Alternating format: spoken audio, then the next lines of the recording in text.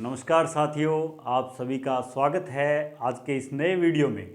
आज हम हड़प्पा सभ्यता के हड़प्पा नगर के बारे में बात करेंगे। आज का जो वीडियो रहेगा वो हड़प्पा नगर के बारे में, केवल उसकी महत्वपूर्ण विशेषताएं, उसका उत्खनन कब हुआ, किस प्रकार से उसके उत्खनन में क्या क्या जानकारियां हमारे सामने आई, इसके बारे में बात करेंगे। पिछले दो वीडियो में जो कि बहुत ही महत्वपूर्ण थे, अगर आपको हड़प्पा सभ्यता पढ़नी है अच्छे से तो वो दोनों वीडियो बहुत ही महत्वपूर्ण है। उनमें एक एक स्थल के बारे में क्रमवार जानकारी दी गई है कि सबसे पहला स्थल कौन सा था, बाद का कौन सा था। तो आइए शुरू करते हैं हम हड़प्पा नगर के बारे में। हड़प्पा सभ्यता का जो हड़प्पा नगर है, इसके बारे में हम यहाँ पर पढ़ेंगे। हड़प्पा ये है हड़प्पा, जो इसका अगर शुरुआत करें तो हम यहाँ से करेंगे कि ऋग्वेद के अंदर, ऋग्वेद में एक नाम आता है हरियूपिया। तो ये आकलन किया जाता है कि हरियूपिया जो नाम है वो हड़प्पा का ही कोई प्राचीन नाम रहा होगा। तो इसके बाद ऋग्वेद के बाद सीधे अगर हम बात करें हड़प्पा की, तो सीधे हम आते हैं 1826 में। 1826 में एक चार्ल्स मेसन नामक व्यक्ति था। चार्ल्स मेसन, इसने सबसे पहले हड़प्पा के बारे में बताया था। इसके लगभग ठीक 95 साल बाद 1921 में भारतीय पुरातत्वविद थे एक राय बहादुर दयाराम साहनी, इनका पूरा नाम था आर.डी. साहनी, दयाराम साहनी, राय बहादुर दयाराम साहनी, D.R. साहनी, राय बहादुर दयाराम साहनी इनका पूरा नाम था। वैसे दयाराम साहनी भी आता है, आप दयाराम साहनी याद कर लोगे तो याद रह जाएगा। इन्होंने 1921 में सबसे पहले जो इसका उत्खनन किया था वो 1921 में किया था। इसके ठीक 5 साल बाद, या ये कह सकते हैं कि जब इसकी पहली बार इसका पता लगा था उसके ठीक 100 साल बाद 1926 में MS वत्स, माधो स्वरूप वत्स ने इसका दोबारा उत्खनन किया। इसके बाद इसके ठीक 20 साल बाद 1946 में इसका उत्खनन एक बार फिर किया गया। वो किया गया था मार्टिमर व्हीलर द्वारा। मार्टिमर व्हीलर ने इसका उत्खनन किया था। तो इसका उत्खनन 3 बार हुआ। सबसे पहले 1921 में दयाराम साहनी द्वारा, दूसरा उत्खनन हुआ था वो 1926 में माधो स्वरूप वत्स यानी MS वत्स के द्वारा, और जो तीसरा इसका उत्खनन किया था वो मार्टिमर व्हीलर ने 1946 में किया था। अब हम बात करते हैं हड़प्पा के स्थिति की। अगर हम बात करें हड़प्पा की स्थिति, तो ये वर्तमान जो पाकिस्तान है, वर्तमान पाकिस्तान के पंजाब प्रांत के साहिवाल जिले में है। साहिवाल, आपको पुस्तकों में ये मोंटगोमरी मिलेगा, आपको नाम मिलेगा यहाँ मोंटगोमरी। ये वर्तमान में साहिवाल जिले में है, लेकिन उसका जो प्राचीन जिला था वो मोंटगोमरी जिला था। अब वो जिलों का विभाजन वहाँ भी हो गया होगा, इसलिए वर्तमान में ये साहिवाल पाकिस्तान के पंजाब प्रांत के साहिवाल जिले में स्थित है। 1921 में इसका उत्खनन दयाराम साहनी ने किया था, और जो रावी नदी है वहाँ पर, रावी नदी के बाएं तट पर स्थित है, ये बाएं तट पर स्थित है। तो ये पंजाब पाकिस्तान के साहिवाल जिले में रावी नदी के बाएं तट पर स्थित है। हड़प्पा अगर बात करें तो ये प्रथम उत्खनित स्थल है, हड़प्पा सभ्यता का प्रथम स्थल है। इसे हड़प्पा सभ्यता की प्रथम राजधानी भी कहा जाता है। हड़प्पा सभ्यता की प्रथम राजधानी भी कहा जाता है, प्रथम राजधानी भी इसे कहा जाता है। हड़प्पा सभ्यता का प्रथम स्थल है, उत्खनित स्थल है, प्रथम राजधानी है।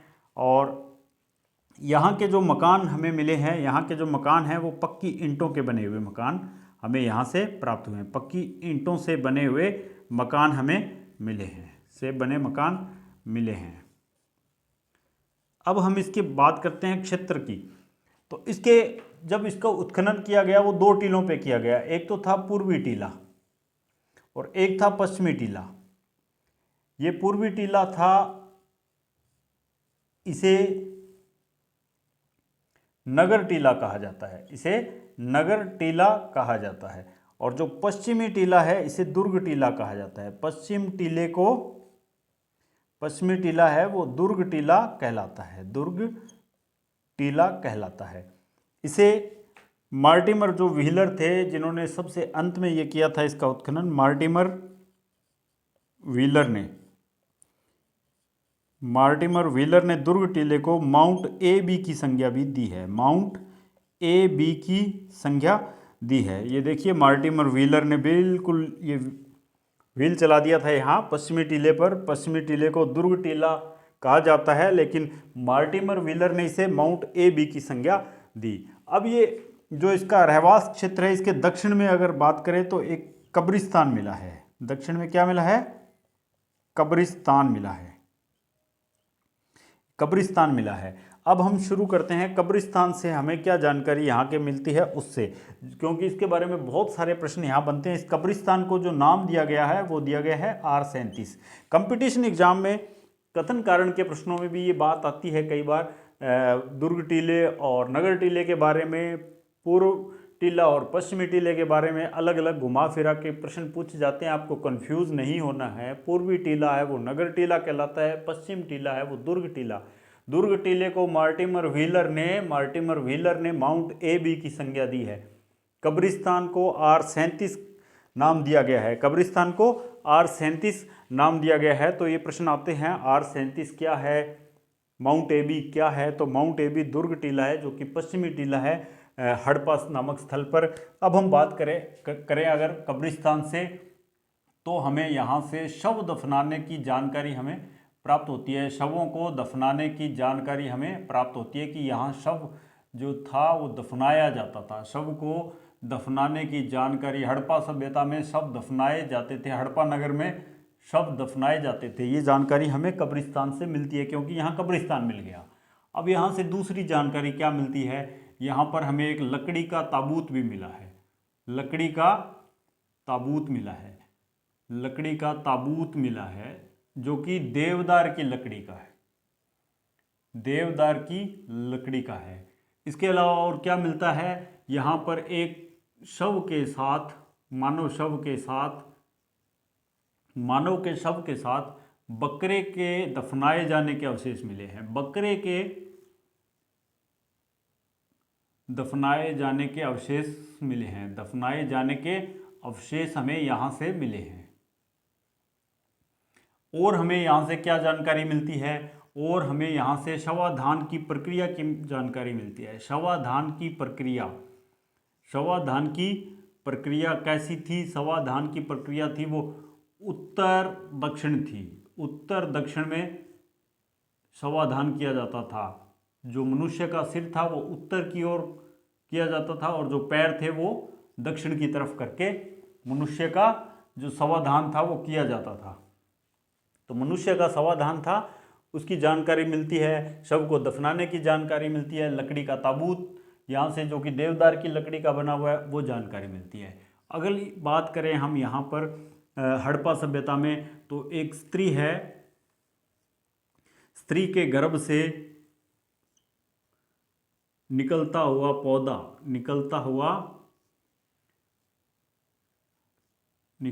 पौधा, इसकी मूर्ति बनी हुई हमें एक मिली है। निकलता हुआ पौधा इसकी मूर्ति है, निकलते हुए पौधे की मूर्ति है।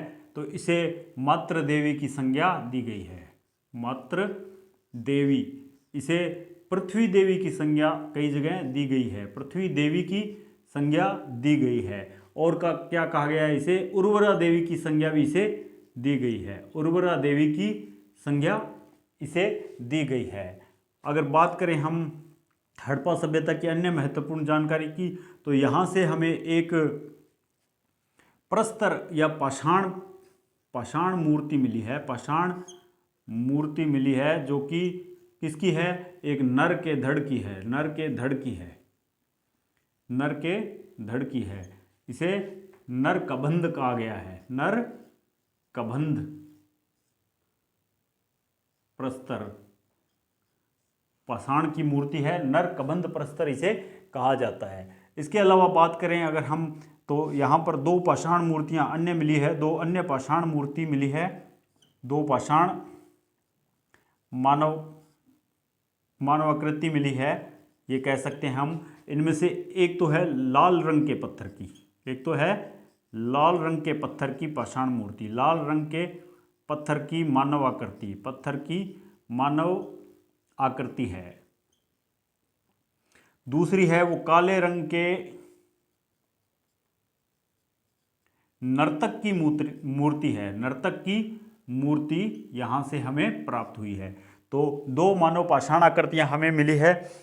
यहां से तांबे की नर्तकी की मूर्ति भी हमें मिली है, तांबे की नर्तकी की मूर्ति, तांबे की नर्तकी की मूर्ति भी हमें यहां से प्राप्त हुई है। इसके अलावा हम अगर बात करें तो जो महत्वपूर्ण यहाँ की जो अगर इमारत की बात करें, महत्वपूर्ण इमारत की बात करें, हड़प्पा सभ्यता की महत्वपूर्ण इमारत की बात करें, तो जो सबसे महत्वपूर्ण इमारत यहाँ पर मिली है और जो सबसे बड़ी इमारत है हड़प्पा सभ्यता की, दूसरी सबसे बड़ी इमारत है हड़प्पा शहर की सबसे बड़ी इमारत है, वो है यहाँ के अन्नागार भवन। अन्नागार भवन एक मिला है जिसके अंदर कुल 6 की कतार में दोनों तरफ बने हुए कुल 12 अन्नागार हैं। कितने अन्नागार हैं? 12 अन्नागार हैं। इसमें से एक की जो लंबाई चौड़ाई है वो लगभग 20x50 या 50x20 स्क्वायर फीट का एक है। तो ये सबसे बड़ी जो इमारत है, सबसे बड़ी इमारत है, महत्वपूर्ण इमारत है, सबसे बड़ी इमारत है कहाँ की? हड़प्पा नगर की सबसे बड़ी इमारत है, सबसे बड़ी मानव निर्मित इमारत है हड़प्पा नगर की। अगर हम सबसे बड़ी हड़प्पा सभ्यता की इमारत की बात करें तो वो है लोथल का गोदीवाड़ा, जिसे हम लोथल का जब जिक्र करेंगे तब जरूर पढ़ेंगे उसके बारे में।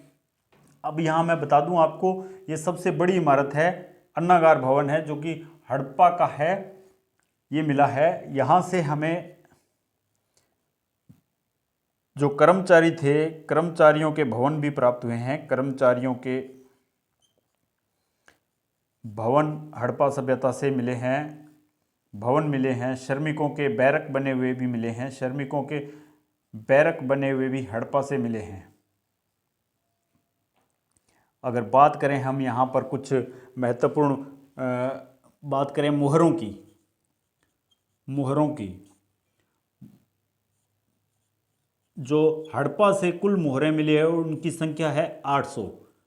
मैंने आपको पिछले वीडियो में भी बताया था कि सर्वाधिक जो मोहरें हैं वो मोहनजोदड़ो से प्राप्त हुई है, लेकिन सर्वाधिक अभिलेख वाली जो मोहरें हैं, सर्वाधिक अभिलेख वाली मोहरें हैं वो हड़प्पा से हमें प्राप्त हुई है। तो हड़प्पा से कौन सी मोहरें मिली हैं? सर्वाधिक अभिलेख युक्त मोहरें सबसे मिली है वो हड़प्पा में मिली है, और जो सर्वाधिक मोहरें मिली हैं वो मोहनजोदड़ो में। जब हम मोहनजोदड़ो के बारे में जिक्र करेंगे तब इसे दोबारा भी पढ़ेंगे। यहाँ पर जो एक मोहर है उसके अंदर हमें क्या मिला है कि एक मुद्रा है, उस पर पैरों में सांप दबाए हुए, पैरों में सांप को दबाए हुए गरुड़ का चित्र मिला है, दबाए हुए गरुड़ का चित्र मिला है।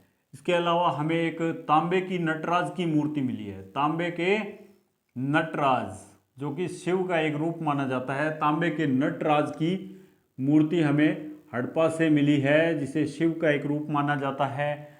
यहाँ से हमें बर्तन पर चित्रकारी मिली है। यहाँ के पहले बर्तनों की अगर बात करें तो वो लाल और काले रंग के मृद भांड थे, लाल व काले रंग के मृद भांड थे, लाल व काले रंग के मृद भांड थे।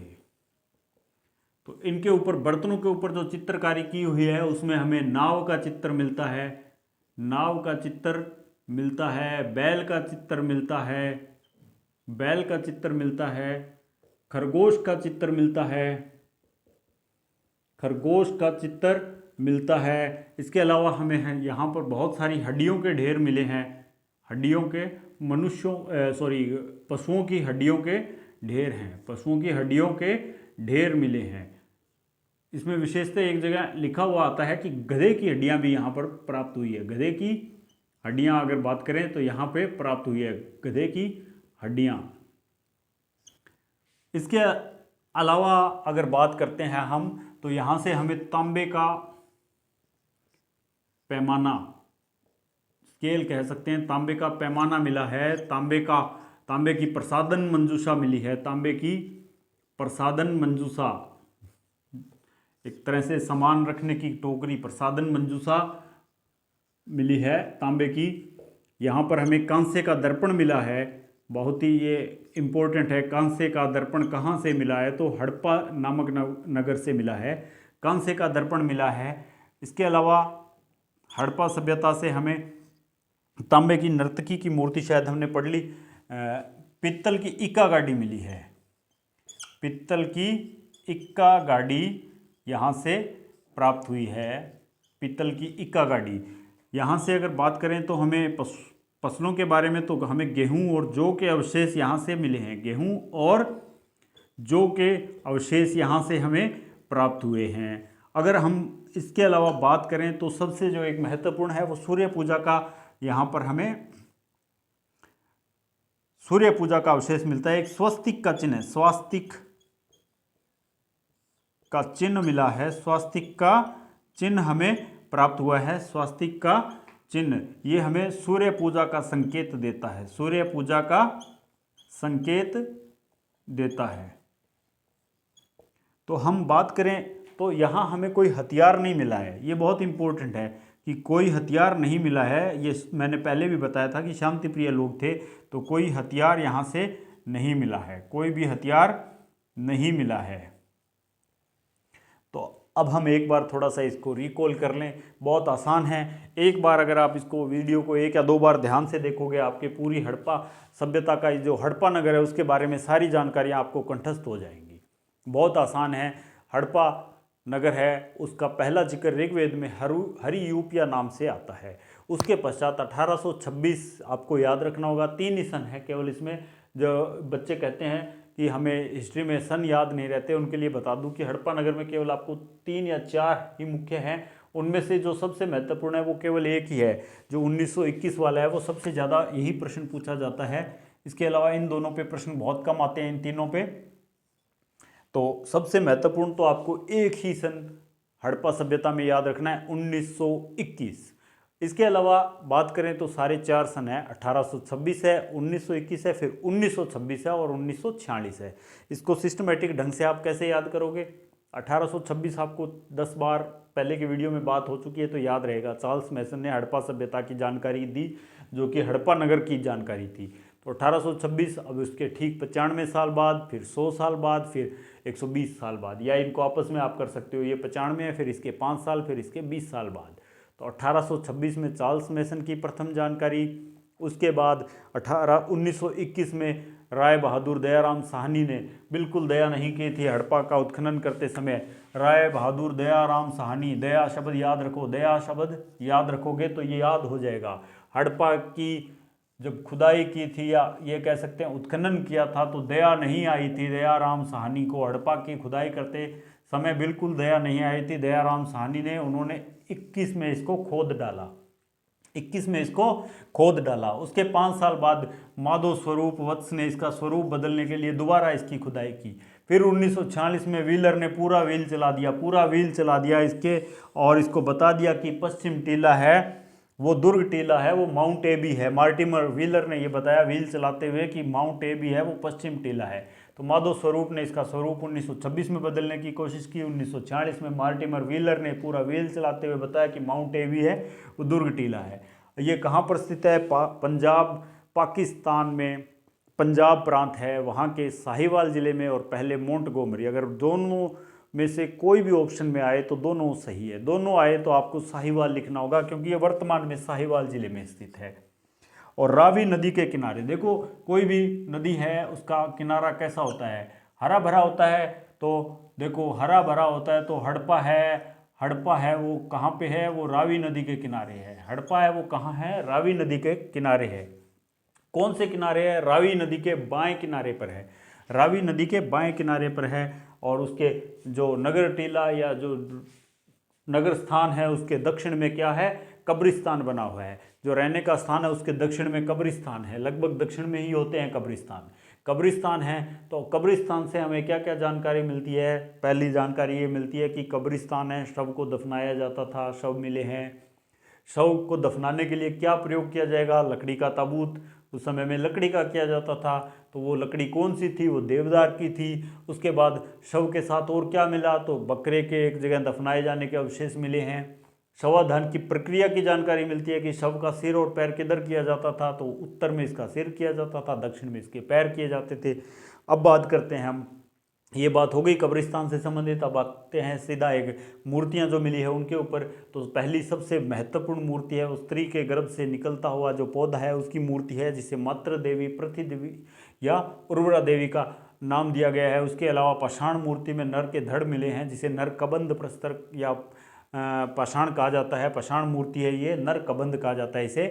दो पाषाण मानवाकृति और मिली है, एक लाल रंग के पत्थर की मानवाकृति और दूसरी काले रंग की एक नर्तक की मूर्ति है। इसके अलावा तांबे की नर्तकी की मूर्ति है, वो हमें हड़प्पा से मिली है। महत्वपूर्ण इमारतों की बात करें अगर हम यहाँ की, तो जो महत्वपूर्ण इमारत है वो यहाँ का अन्नागार भवन है, जो कि सबसे बड़ी इमारत है हड़प्पा नगर की। और सबसे बड़ी दूसरी बड़ी इमारत है हड़प्पा संस्कृति या सभ्यता की। इसमें कुल 12 अन्नागार है, 6-6 की 2 कतारों में, जिसका एक का साइज 20 बाई 50 फीट है। कर्मचारियों के भवन, श्रमिकों के बैरक, इसके अलावा ईंटों से बने चबूतरे, वृत्ताकार चबूतरे, ईंटों से बने वृत्ताकार चबूतरे भी मिले हैं। ईंटों से बने हुए वृत्ताकार चबूतरे, वृत्ताकार, इनको अगर आप जोड़ के याद करोगे ज़्यादा मुश्किल नहीं है, बहुत आसान है। ईंटों से बने हुए वृत्ताकार चबूतरे, कर्मचारियों और श्रमिकों के बैठने के लिए हम इसे याद करने के लिए ऐसी बात कर सकते हैं कि कर्मचारियों के भवन और श्रमिकों के बैरक मिले हैं, ईंटों से बने हुए वृत्ताकार चबूतरे मिले हैं। अब यहाँ की महत्वपूर्ण बातें जो है वो है मोहरों की। मोहरों में कुल यहाँ लगभग 800 मोहरें प्राप्त हुई है। सर्वाधिक मोहरें वो मोहनजोदड़ो में मिली है, लेकिन सर्वाधिक जो अभिलेख युक्त मोहरें हैं वो हड़प्पा से मिली है।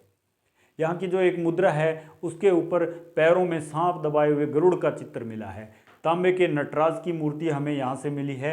बर्तन, अगर यहाँ पे मर्द भांड की बात करें तो यहाँ काले और लाल रंग के मर्द भांड थे।